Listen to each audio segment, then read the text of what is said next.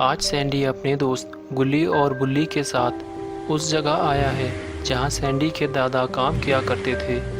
जब सैंडी छोटा था तो उसके दादा सोने की खदानों में सोना निकालने का काम किया करते थे।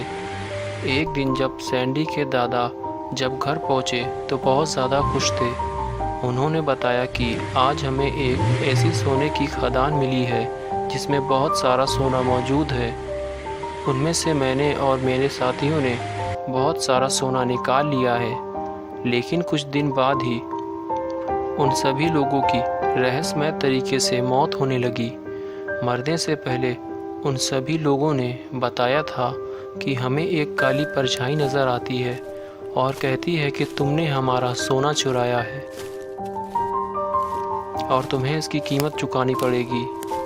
ये बात सुनकर सैंडी के दादा ने सारा सोना गरीबों में बांट दिया।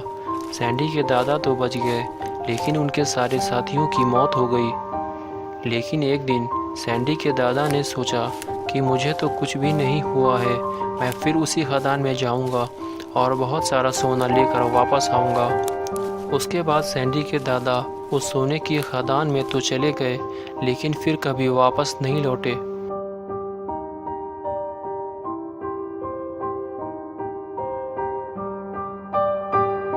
और आज सैंडी भी उसी खदान से सोना निकालने आया है।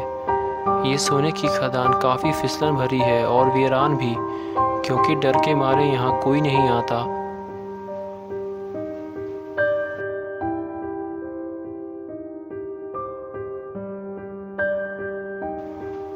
और ये क्या, सैंडी जल्दीबाजी के चक्कर में सीधा पानी में जा गिरा। लेकिन पानी ज़्यादा गहरा नहीं है और पानी से निकलने के बाद सैंडी खजाने में से एक सोने का बॉक्स उठा लाया।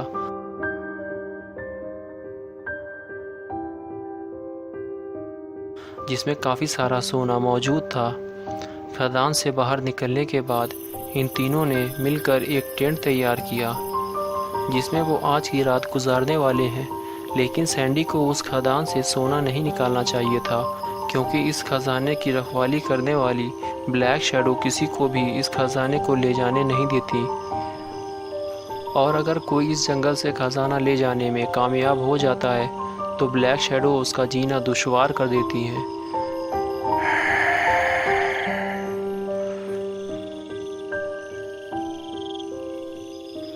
टेंट लगाने के बाद इन तीनों ने आग जलाई और वहीं पर बैठकर बातें करने लगे।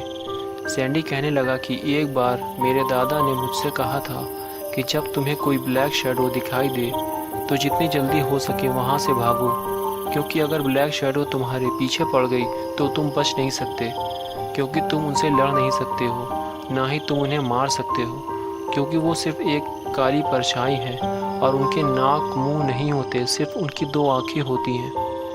किसी किसी को सफ़ेद आँखें नज़र आती हैं तो किसी को लाल।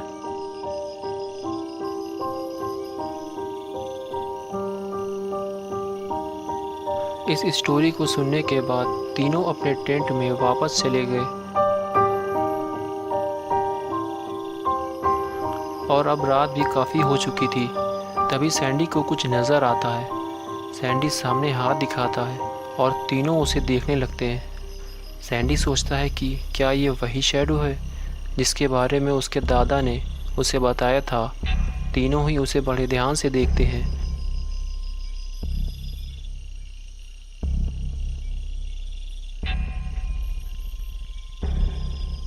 लेकिन फिर शैडो गायब हो जाती है। फिर गुल्ली टेंट से बाहर निकलकर देखता है कि वो शैडो है किसकी और वो कहाँ चली गई। वो टेंट के आसपास देखता है लेकिन वहाँ तो कोई भी नहीं होता। फिर वो जंगल की तरफ आगे बढ़ने लगता है।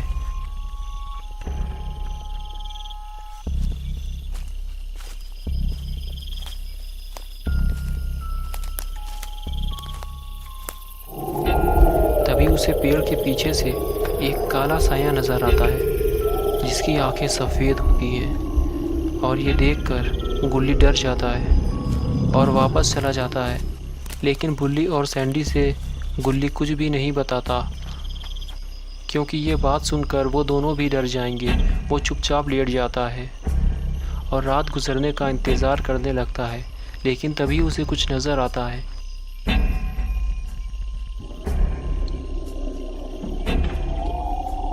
टेंट के बाहर से दो आंखें उसे घूर रही होती हैं। लगता है ब्लैक शैडो अब इनके पीछे पड़ गई है। गुल्ली बुल्ली को उठाता है। बुल्ली भी उसे देखता है।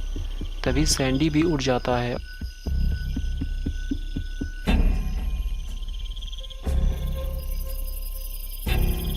और तीनों टेंट से छुपकर बाहर झांकते हैं, लेकिन बाहर तो कोई भी नहीं होता।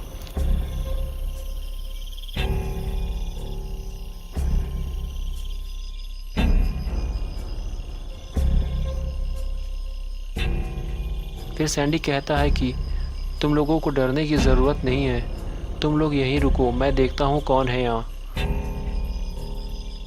तभी सैंडी गन निकालता है और कहता है कि तुम जो भी हो बाहर निकलो, आज मैं तुम लोगों को ज़िंदा नहीं छोड़ूंगा। ये कहते हुए सैंडी जंगल की तरफ चलने लगता है। गुल्ली और बुल्ली वहीं खड़े होकर देखते रहते हैं और सैंडी अंधेरे जंगल में आगे बढ़ता रहता है।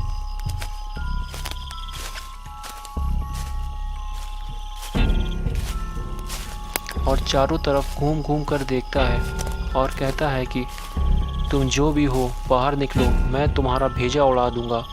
लेकिन वहाँ पे कोई भी नहीं होता।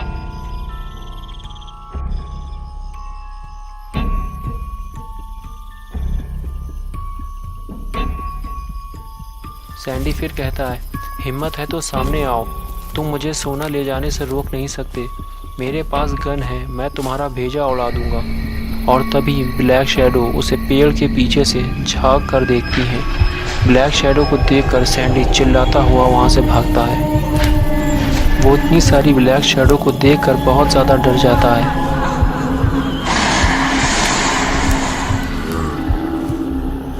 सैंडी चिल्लाते हुए कहता है, जल्दी निकलो यहाँ से, वरना वो हमारे पीछे लग जाएंगी और हमें ज़िंदा नहीं छोड़ेंगी। गुल्ली कहता है, क्या हुआ, तुम्हें भी ब्लैक शैडो दिखी क्या? सैंडी कहता है, वहाँ पे एक शैडो नहीं है, वो बहुत सारी है और अब वो हमें ज़िंदा नहीं छोड़ेंगी क्योंकि हमने उनका सोना चुराया है। मेरे दादा भी इसी जंगल से लापता हुए थे। ये सुनकर गुल्ली और बुल्ली वहाँ से फ़ौरन भागते हैं। सैंडी कहता है, अरे कमीनों, मुझे छोड़कर मत भागो, वो मुझे ज़िंदा नहीं छोड़ेंगी। लेकिन गुल्ली और बुल्ली अब कहाँ रुकने वाले और सैंडी बेचारा सब कुछ छोड़कर वहाँ से भागता है।